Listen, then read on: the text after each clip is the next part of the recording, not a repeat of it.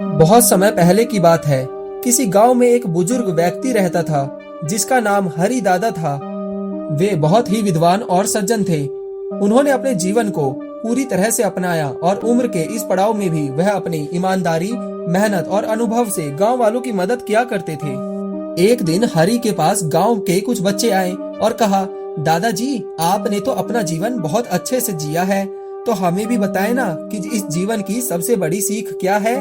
हरि दादा मुस्कुराए और कहा, आज मैं तुमको एक कहानी सुनाता हूँ। बहुत समय पहले की बात है। किसी गांव में एक युवा राजा रहा करता था। वह अक्सर सोचा करता था कि जीवन का सबसे महत्वपूर्ण तत्व क्या है। एक दिन उसने अपने इस प्रश्न का उत्तर एक साधु से जानना चाहा। साधु ने कहा, पहले तुम जाओ और इस संसार का सबसे कीमती वस्त्र पहन कर आओ, तभी मैं तुम्हारे इस सवाल का जवाब दूंगा।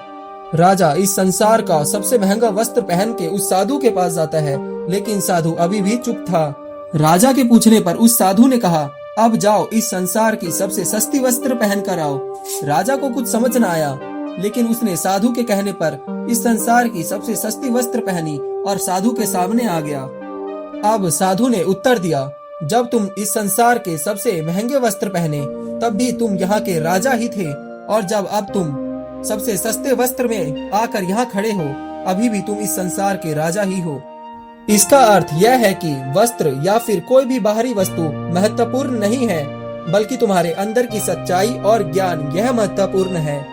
हरि चाचा ने अब मुस्कुराते हुए कहा, जीवन की सबसे बड़ी सीख यही है कि हमें बाहरी चीजों के बजाय अपनी आत्मा और अनुभवों की गहराइयों को समझना चाहिए।